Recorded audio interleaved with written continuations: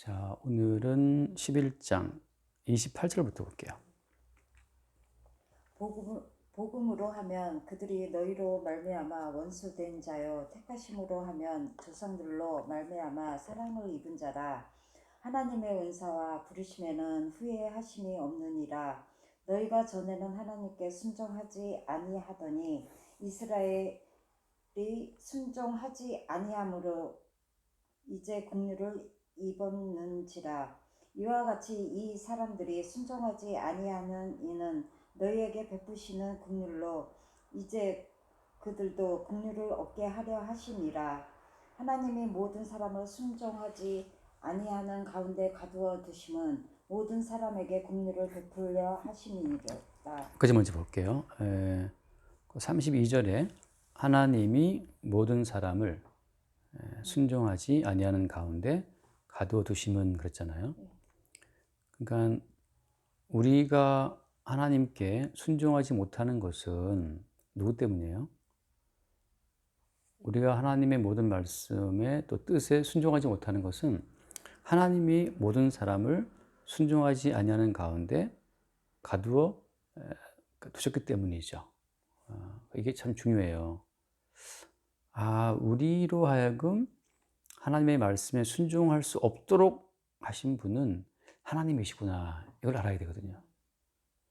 그러니까 바꿔 말하면 지금도 하나님 말씀에 순종하려고 애를 쓴다고 하는 것은 지금 순종하지 않은데 가둬두신 하나님의 뜻에 반하는 거죠.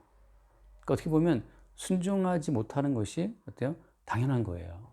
왜냐하면 하나님이 순종하지 않는데 우리를 다 가둬놨기 때문에. 그러니까 우리는 순종하고 싶어도 어때요? 싶어도 순종을 할 수가 없어요. 왜? 우리를 가둬놨으니까. 어디다가? 순종하지 않는데 우리를 다 가둬놨기 때문에 우리는 순종할 수가 없죠. 그러니까 너희들 서로 사랑하라. 사랑하라 말씀했지만 우리는 사랑할 수가 없어요. 왜? 사랑할 수 없도록 주님이 우리를 가둬놨기 때문에. 누구를? 모든 사람을. 그죠? 하나님이 모든 사람을 순종하지 않는 가운데 가둬놨다. 그래서 이 모든 사람이라는 것은 위에 봤다시피 이방인과 유대인을 다 포함하는 거예요. 유대인들뿐 아니라 이방인까지, 이스라엘까지. 그러니까 이스라엘은 누구예요? 이스라엘 사람들은 거기 위에 보면 나오지만 그 28절 말씀에 28절에 보면 복음으로 하면 그들이 너희로 말미암아 원수된 자요 택하심으로 하면 조상들로 말미암아 사랑을 입은 자라. 이스라엘은 택하심을 입은 민족이고 그다음에 아브라함부터 해서 아브라함, 이삭, 야곱 조상들로 말미암아 사랑을 입은 자죠. 그러니까 이스라엘 사람들 택하심을 받고 하나님의 사랑을 입은 자들도 어때요? 이 자들도 순종하지 않는데 하나님이 가둬두신 거고 또 누구예요? 또 누구냐 하면은 그 30절 말씀에 너희가 전에는 하나님께 순종하지 아니하던. 여기서 말 너희는 누구예요? 너희는 로마 교인을 포함해서 이방인들이에요. 그러니까 이방인들은 하나님도 몰랐고 십계명도 몰랐고 아무것도 몰랐어요. 그 모르는 그 사람들은 어때요? 그냥 하나님께 순종하지 않은 상태에 있었기 때문에 그들은 멸망받을 자였다고 하는 거죠. 그러니까 택함을 받은 이스라엘 사람이든 택하심 받지 못했던 이방 사람이든 모든 사람들이 다 순종하지 않는데 하나님이 가두어 주셨다고 하는 거죠. 이것이 이제 모든 사람을 순종하지 않는데 가둬두신 이것이 이게 하나님의 큰 어떤 경륜이에요. 경륜이라고 하는데 경륜이라고 하는 것은 하나님이 다스리시는 방법이라고 하는 거거든요. 하나님이 왜 이렇게 하시지?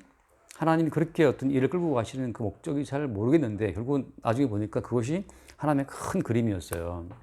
하나님의 큰 뜻이었죠. 요즘 말하는 빅픽처인데 큰 그림인데 그러니까 우리가 모자이크 같은 거 할 때 보면 부분적인 모자이크 할 때는 뭔지 몰라요. 우리 은서가 항상 하듯이 뭐 1000조각, 5000조각 모자이크 맞추고 그러는데 그 조각들을 뭐 500조각 시작해갖고 막 펼쳐놓으면 이 조각 하나를 보면 어딘지 알 수가 없는데 나중에 딱 맞춰놓고 보면 그것이 큰 그림의 일부였어요.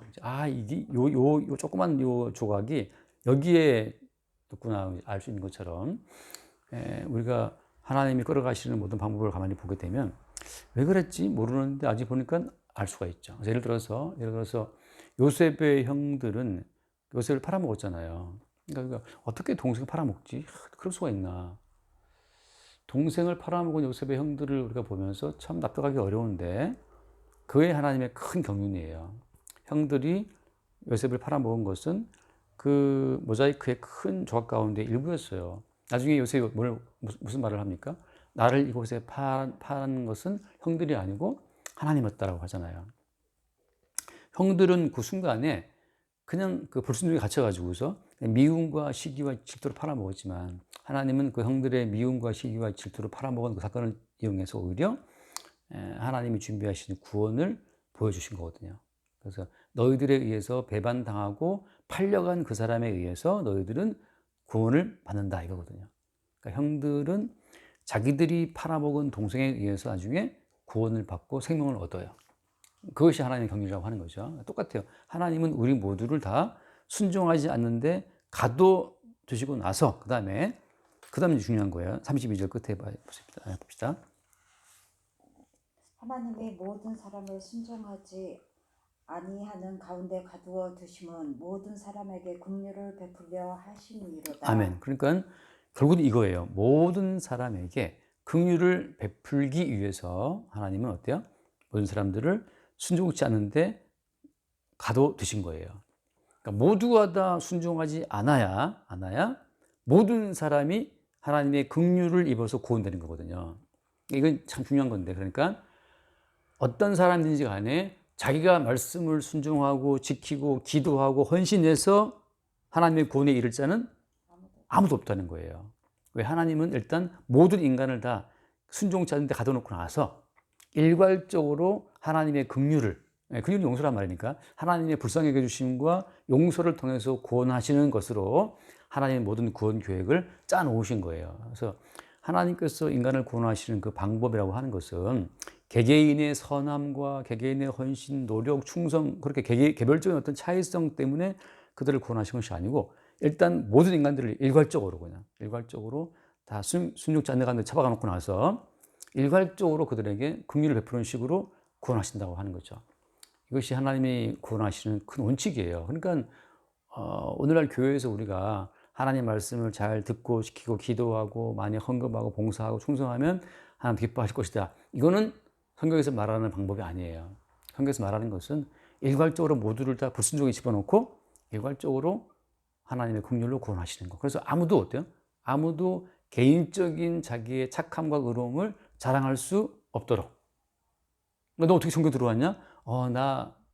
나도 불순종과 내가 한 것이라고 하는 것은 그 하나님께 말씀 따르지 못하고 순종하지 못하고 있었는데 다만 그의 용서와 긍휼로 내가 구원됐다.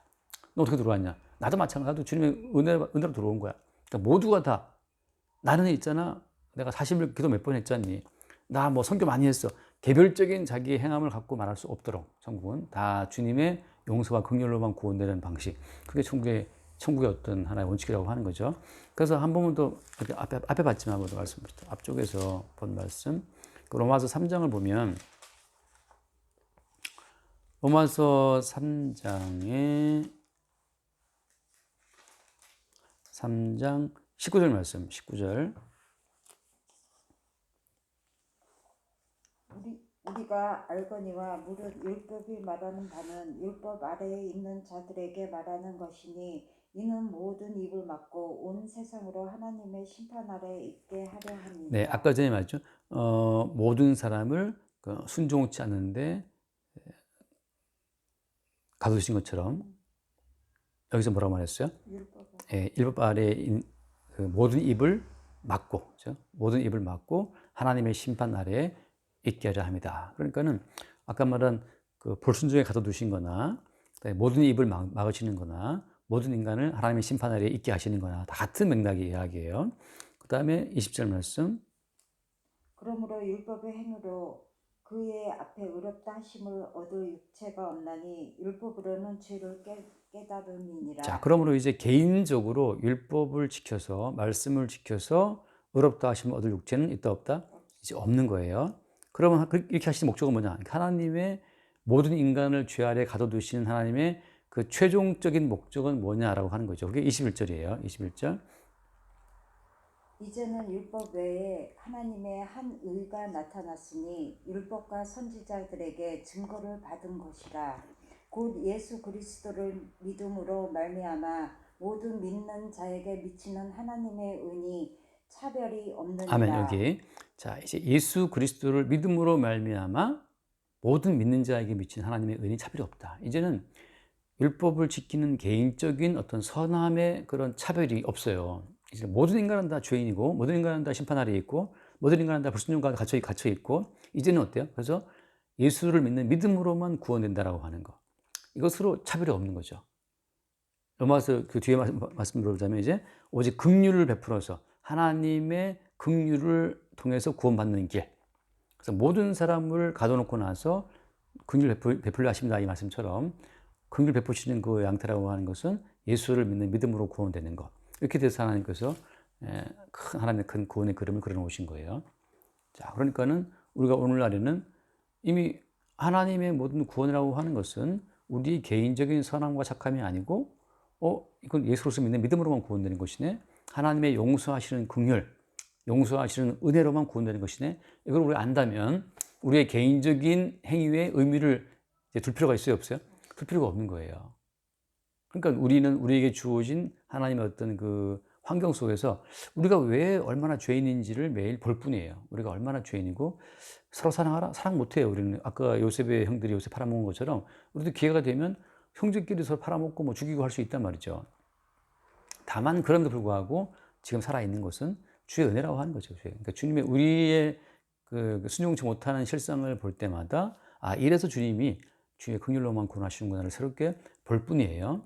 자, 이런 흐름 가운데서 이제 구약적인 흐름에서 보자면 우리가 이제 구원이라는 것을 구약에서 집단적으로 보여지는 최초의 사건이 출애굽이에요. 출애굽. 그러니까 구원이 개별적인 사건이 아니고 집단으로 이루어진 사건인 것을 보여줄 것이 출애굽인데 그 출애굽 전에 어땠어요? 아까 요셉 말했다시피 요셉의 형들은 요셉 팔아먹었지만 어떻게 구원됐어요? 요셉이 애굽에 미리 팔려가서 7년 풍년 동안 7년 기근을 준비했잖아요. 그래서 요셉의 지혜로 말미암아 주님이 주신 계시 지혜죠. 계시 지혜로 말미암아 요셉이 그 7년 기근 동안에 대책을 다 세워놨잖아요.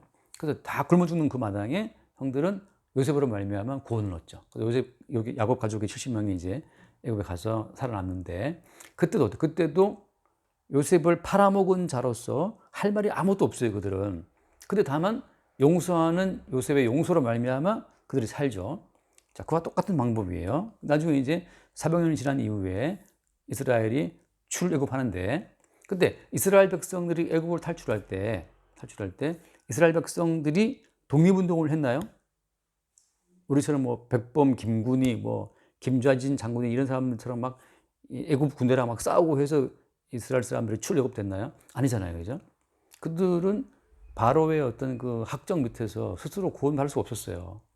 이제 모세가 어떻게 했어요? 모세가 가서 하나님이 모세를 보내가지고 어떻게 했어요? 먼저는 나일강을 피로 바꾸고 뭐 깨구리 재앙을 보내고 뭐 이가 나게 하고 그냥 막 그 온몸에 막 종이가 나게 하고 하는 그 10번의 재앙을 애굽에 베푼단 말이죠. 그래서 도저히 바로가 이 이스라엘 사람들을 못 잡아두게. 그건 왜 10번씩 반복했어요? 왜냐하면 이스라엘 백성들의 힘으로는 도저히 이 바로로부터 탈출할 수 없다는 거 사실. 다시 말하면 하나님이 죄 아래 가둬놓으신 거예요. 그 죄의 배후에는 마귀가 있는 거고. 그러니까 어떤 인간 또 바로로 모형화된 마귀인데, 그러니까 그 바로라고 하는 것은 이제 세상 임금 마귀를 보여준 건데, 그러니까 세상 임금 마귀로부터 스스로 벗어날 자는 아무도 없어요. 그러니까 마귀와 싸워서 이길 자는 아무도 없다는 거죠. 그러니까 사람이 마귀와 싸워서 마귀의 유혹을 이겨서 나는 말씀대로 살 거야. 그런 인간은 아무도 없어요. 그러니까 베드로도 어때요? 예수님 세 번 부인하잖아요. 그러니까 마귀가 우리를 찌누를 때는 아무도 그 마귀의 유혹을 이겨낼 수 없다. 그걸 보여주는 것이 10번의 재앙이에요. 그래서 재앙 한 번씩 하나님 재앙 내릴 때마다 바로가 벌어줄게 라고 하지만 또 안 벌린단 말이죠. 반복되는데, 그래서 10번씩 반복하신 그 이유는 이스라엘 백성들로 하여금 와 진짜 우리 힘으로는 이게 탈출할 수 없는 나라였구나를 보게 하는 거예요. 자, 마지막에 어때? 마지막에 그 이스라엘 백성들을 가둬두고 있는, 그죠? 이스라엘 사람을 가둬두고 있는 그 책임자 총 우두머리가 바로였는데 그 바로의 장자를 죽이잖아요. 그 바로의 장자를 죽임으로 드디어 이스라엘 백성들을 가둬두고 있는 그 간수, 마지막 그 가장 큰 빗장이 쫙 풀린 거예요. 그러니까 장자가 이제 죽으니까 그때 이제 벌써 바로가 이스라엘을 가게 한단 말이죠. 그때 장자가 죽을 때 그때 어땠어요? 이스라엘 사람들은 어떻게 했어요? 설주와 임방에 피 발랐잖아요. 그죠?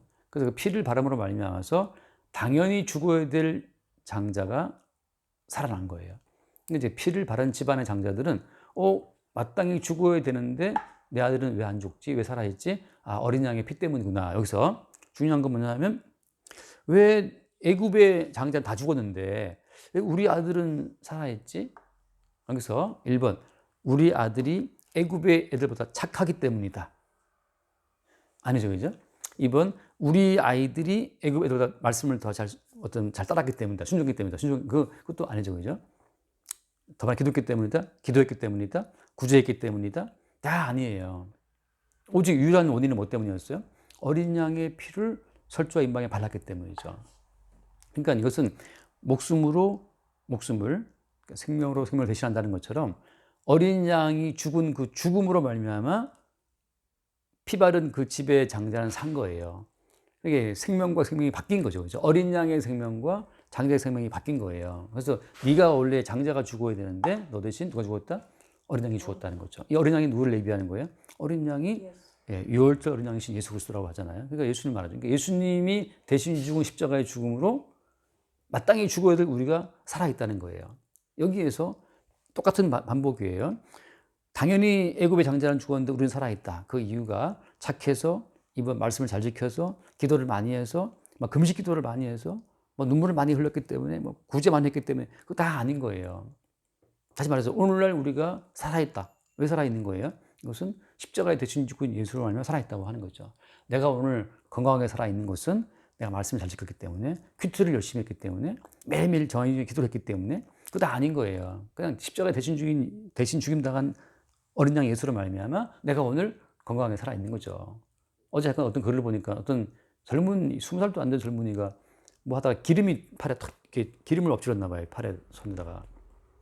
근데 얘가 빨리 병원 안 가고 그냥 찬물에 담그고 있었는데 나중에 너무 아파서 병원을 갔더니만 한 4일 뒤에 갔나?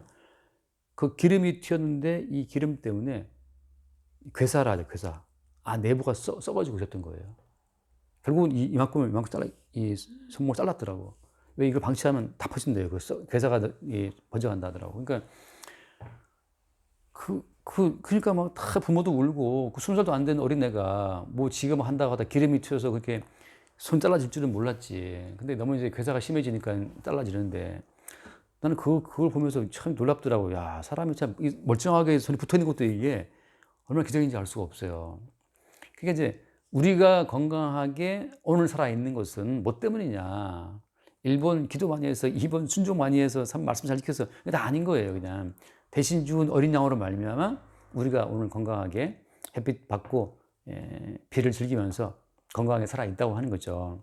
그러니까 하나님의 원칙은 뭐냐. 모든 사람을 죽어 마땅한 불순종에 다 가둬놓고 나서 너희들의 힘으로는 불순종의 세계에서 빠져나올 수가 있다 없다? 없다는 그 사실을. 너희들의 힘으로는 죄와 허물의 세계에서 나올 수 있다? 없다는 그 사실을. 그 사실을 그 애굽의 바로 왕 10번의 그 재앙을 통해서 그들에게 알게 하시고 마지막 10번째 싹 다 죽이잖아요. 장자를 싹 죽이는 그 밤에 어떻게 우리는 안 죽었지? 대신 죽임당한 어린 양 때문에 안 죽은 거야 라는 사실을 그 피로 보여주고 있는 거예요. 자, 또 하나의 사건이 뭐냐면 이제 광야에 들어와서 이것만 읽고 마칠게요. 한번 말씀 읽어볼게요. 광야에 들어와서 이제 이스라엘 사람들이 출애굽기 20장에서 이제 한번 볼게요. 24장 말씀을 먼저 한번 볼게요. 24장에 24장 3절 말씀을 보면 네, 24장 3절 모세가 와서 여호와의 모든 말씀과 그의 모든 율례를 백성에게 전하며 그들이 한 소리로 응답하여 이르되 여호와께서 말씀하신 모든 것을 우리가 준행하리이다. 자, 이게 지금 이제 십계명을 포함해서 모세가 하나님의 모든 율법을 쫙 선포했어요. 출애굽기 20장에 십계명이 나오는데 십계명을 포함해서 율법을 쫙 선포하니까 어때요? 백성들이 듣고 어떻게 응답했어요? 여호와께서 말씀하신 모든 것을 우리가 어떻게 한다? 다 준행하리다 이렇게 말했다고요. 자, 주께서 말씀하신 모든 걸 우리가 순종하겠습니다 이렇게 말할 때는 지금 아직 하나님의 어떤 경륜을 지금 알고 있는 거예요, 모르고 있는 거예요?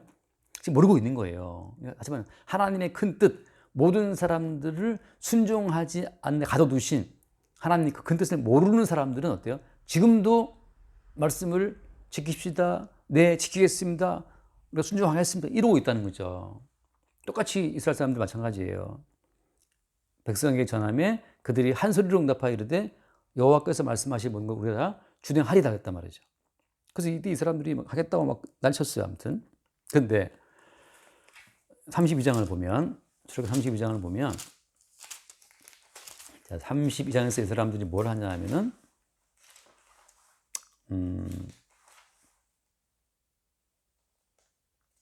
32장 1절을 한번 보실래요? 1절. 백성이 모세가 산에서 내려오니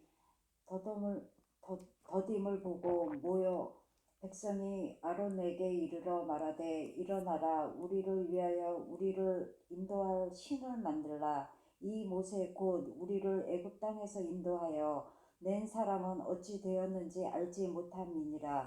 그래서 어떻게 해요? 결국 그래서 금송아지를 만들어요. 금송아지를 만들고 금송아지를 보고 이것이 바로 애굽에서 인도해낸 우리의 신이다. 그렇게 하면서 이제 금송아지 앞에서 막 먹고 마시고 춤추고 예배한단 말이죠.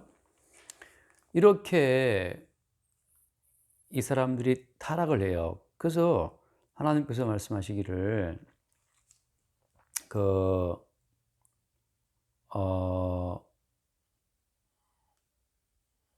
7절 말씀에 보면 7절에 여호와께서 모세에게 이르되 너는 내려가라 내가 애굽 땅에서 인도하여 낸 내 백성이 부패하였도다. 네. 자, 이제 하나님께서는 이스라엘 백성들이 부패했다고 하는 그 본질을 알게 하신 거예요. 앞에서는 모세가 십계명을 포함한 계명을 주니까 다 준행하겠습니다라고 했는데 지금 뭘 모르고 있는 거예요? 자기들의 주제를 모르고 있는 거예요. 실상을 모르고 자기들이 하나님 모든 말씀을 지킬 만한 그런 어떤 본성이 아니라는 사실을 모르고 들은 지금 자기 실체를 모르고 하겠다고 한 거죠. 근데 막상 모세가 올라가서 안 내려오니까 바로 만든 게 금송아지였어요. 그러니까 이스라엘 백성들은 자기의 실상을 모르고 있다가 모세가 보이지 않으니까 금송아지 만듦으로써 자기의 실상을 내비쳐 보인 거란 말이죠. 그래서 부패했단 말이에요. 부패했다.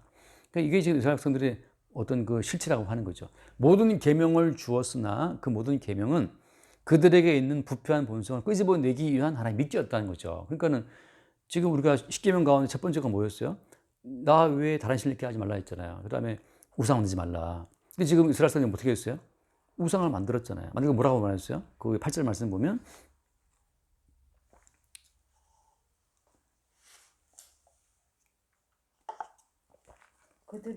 맞아요? 네.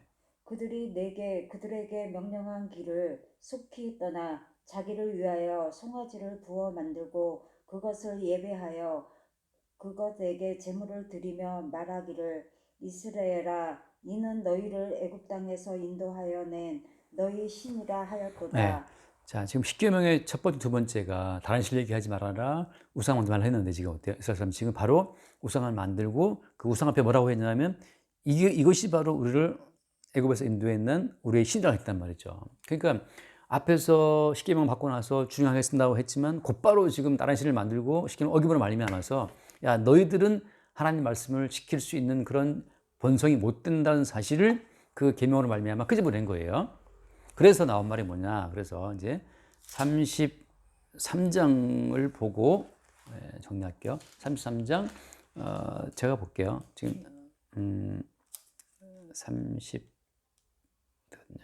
33장 자 18절 말씀 제가 볼게요. 안 써도 돼요. 어떻게 들으시면 돼요. 모세가 이르되 원하가되 주의 영광을 내게 보이소서. 19절 말씀 여호와께서 이르시되 내가 내 모든 선한 것을 네 앞으로 지나가게 하고 여호와의 이름을 내 앞에 선포하리라.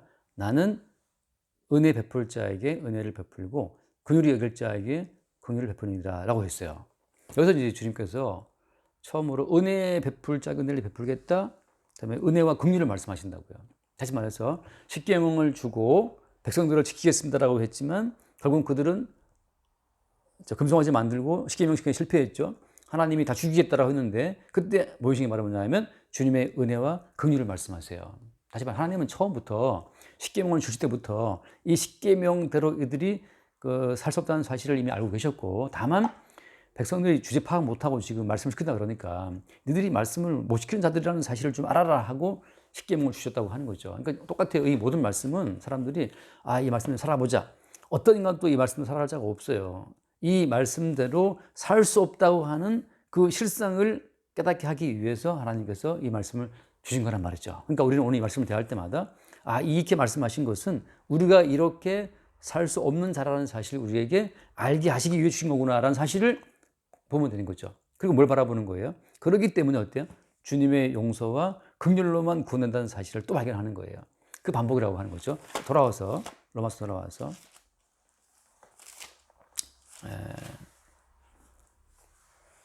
그래서 이제는